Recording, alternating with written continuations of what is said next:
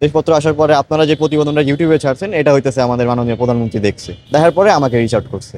উনি যে এটা চালাবে এটা কখনো বুঝি নাই, আমি ভাবছি দেখবে টেকবে হয়তো। ভাইরাল কিভাবে হলেন বা কিভাবে আসলে প্রধানমন্ত্রীর কাছে পৌঁছেছেন? পরে আপনারা যে প্রতিবেদনটা ইউটিউবে ছাড়ছেন এটা হইতেছে আমাদের মাননীয় প্রধানমন্ত্রী দেখছে, মিস্টার রাকিব আসছিল, ওনার পর থেকেই হইতেছে সবকিছু আগাইছে। উনি যখন এটা চালাইছে আমি একজন এটার ক্রিয়েটর হিসেবে এটার অনুভূতি আমি এটা বলে বুঝাইতে পারবো না, এটা লিখেও সম্ভব না। কারো কাছ থেকে যদি ওয়ার্ড খুঁজে আনি বা রবীন্দ্রনাথ যদি দেশে থাকতো তার কাছ থেকে যদি আমি ওয়ার্ড চাইতাম সে ওয়ার্ড দিতে পারতো না। এছাড়াও তার সাথে আলাপ হয়েছে এটা নিয়ে কি করব, কেন করব, কিভাবে বানানো হয়েছে, তারপরে দেশের কাছ থেকে কিছু চাওয়া পাওয়া আছে কিনা সেটা আমাকে জানাইতে বল। আর আমি মনে করি আমি আহামরি তেমন কিছু করি নাই, আমাকে নিয়ে এত হাইপ করার কিছু নাই। এটা সিম্পল একটা গো কার্ট, বিদেশে খুবই নর্মাল, দেশে আমিও এটা খুব ইজিলি বানাইছি, খুব বেশি কষ্ট করতেছি এমন না।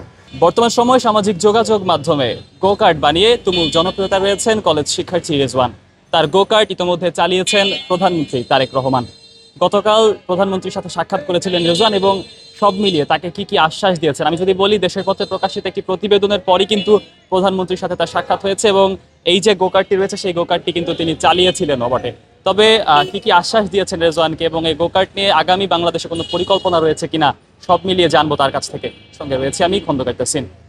উনি যে এটা চালাবে এটা কখনো বুঝি নাই, আমাকে গত 7 দিন ধরে বলা হয়েছে যে গতকাল শনিবারে হচ্ছে তার সাথে দেখা করা লাগবে আমার, তো আমাকে গাড়ি নিয়ে আসতে আসতে বলছে। আমি ভাবছি দেখবে টেকবে হয়তো। আর উনি যে এটা আমার চালানোর পরে যে আমার তারও চালাতে ইচ্ছে করবে এটা কখনো বুঝি নাই। তো উনি যখন এটা চালাইছে আমি একজন এটার ক্রিয়েটর হিসেবে এটার অনুভূতি আমি এটা বলে বুঝাইতে পারবো না, এটা লিখেও সম্ভব না। বা কারো কাছ থেকে যদি ওয়ার্ড খুঁজে আনি বা রবীন্দ্রনাথ যদি দেশে থাকতো তার কাছ থেকে যদি আমি ওয়ার্ড চাইতাম সে ওয়ার্ড দিতে পারতো না। তো এরকমই অনুভূতি। আর এছাড়াও তার সাথে আলাপ হয়েছে এটা নিয়ে কি করব, কেন করব, কিভাবে বানানো হয়েছে, দেশের কাছ থেকে কিছু চাওয়া পাওয়া আছে কিনা সেটা আমাকে জানাইতে বল। এটা নিয়ে যে এত কিছু করা হবে এটা আমি কখনো বুঝি নাই, বা এটা বানাইছিলাম পুরোটাই শখের জন্য। আর আমি মনে করি আমি আহামরি তেমন কিছু করি নাই, আমাকে নিয়ে এত হাইপ করার কিছু নাই। এটা সিম্পল একটা গো কার্ট, বিদেশে খুবই নর্মাল, দেশে আমিও এটা খুব ইজিলি বানাইছি, খুব বেশি কষ্ট করতেছি এমন না। আপনারা হচ্ছে আসলেন দেশপত্র আসার পরে আপনারা যে প্রতিবেদনটা ইউটিউবে ছাড়ছেন এটা হইতেছে আমাদের মাননীয় প্রধানমন্ত্রী দেখছে, দেখার পরে আমাকে রিচ আউট করছে। দেশের পথে কে এসেছিল তার নামটা জানেন? মিস্টার রাকিব আসছিল, ওনার পর থেকেই হইতেছে সবকিছু আগাইছে। না এগুলা তো আমি কখনো ভাবি নাই, এগুলো যে মানুষ এতজন এটা যে আরেকজন নিতে চাবে আমি এটাই কখনো ভাবি নাই। কারণ এই জিনিস আর কে চালাবে, আমি চালাইতেছি দেশের মধ্যে ইলিগাল ভাবেই চালাইতেছি।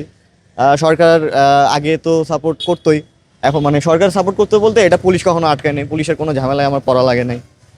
এখন তো মেইন রোডে ওপেনলি চালাইতেছি, তো এগুলো নিয়ে কখনো প্যারা খাওয়া লাগে নাই। প্রধানমন্ত্রীর কাছে পৌঁছাতে পারছি এটার জন্য গর্বিত লাগে, বাট আমি যে গো কার্টের জন্য আমাকে যেভাবে হাইপ করা হয়েছে আমি এটা নিয়ে গর্বিত না, কারণ এটা খুবই সিম্পল জিনিস, এটা কঠিন কিছু না। এটা আমি এখন পর্যন্ত বিক্রি, আমারটা যেটা মডেল আমারটা আমি বিক্রি করতেছি না, তবে আমি অর্ডার নিতেছি 75,000 করে। 70,000 ছিল, যে তেলের দাম বাড়ার কারণে আমার ট্রান্সপোর্টেশন কস্টটা বাড়ছে, 5,000 ওইখানে বেড়ে গেছে। তো এটাই অর্ডার চলতেছে। ভাবছিলাম এপ্রিলের 14 তারিখে অর্ডার ক্লোজ করে দিব, এখনও ক্লোজ করতে পারি নাই, হয়তো আগামী বছরের এপ্রিলের 14 তারিখে এটা ক্লোজ করব। তেলের বিষয়ে তেমন কোনো কথা হয় নাই, আর এখন পর্যন্ত আমারও তেল নিয়ে খুব একটা কষ্ট করা লাগে নাই। এটা নিয়ে তো স্পেশালি লাগেই না, এটা পাম্পে গেলেই পাম্প ওনারাই ম্যানেজ করে দেয়। আর এখন তো ভাইরাল হওয়ার পর তেল নিয়ে আরও প্যারা খাওয়ার কিছু নাই। তবে দাম বাড়ার পর বাইকের লাইনটা একটু কমতে দেখছি আমি, তো আমি বাইকে তেল ঢুকাই, বাইকের থেকে এই গোকার্টে ঢুকাই। আর এটা নিয়ে চালাইলে একলা কখনো রাস্তায় নামা যায় না, আমার সামনে একটা গাড়ি বা বাইক থাকা লাগে। তো ওই জন্যই আমার পাশে যিনি যাকে দেখছিলেন আমার কাজিন, সে আমার জন্য ওই সাপোর্টটা নিয়েই ওই প্রধানমন্ত্রী কার্যালয় পর্যন্ত গেছিলো। তো এইভাবেই হইতেছে আমরা দুজন প্রধানমন্ত্রীর সাথে দেখা করছি, কারণ উনি যদি না থাকতো হইতে পারতো রাস্তায় এটা যখন সময় ভাঙে যেতে পারতো। তো সাপোর্টের জন্য আমি তখন একলা থাকতাম, তো আমার সাথে সবসময় একজন রাখা লাগে।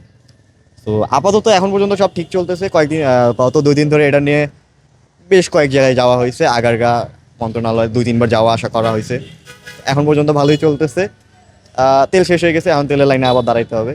আমি দেশে এটা নিয়ে একটা কালচার করতে চাই, একটা কমিউনিটি করতে চাই, যেহেতু মানুষজনের এটা নিয়ে ইন্টারেস্ট আছে। আমি ভাবছিলাম যে ইন্টারেস্ট নাই, তো যেহেতু ইন্টারেস্ট আছে জিনিসটা করি, ডিমান্ড থাকলে তো ডিমান্ডের উপরে আমরা ব্যবসা করতেই পারি।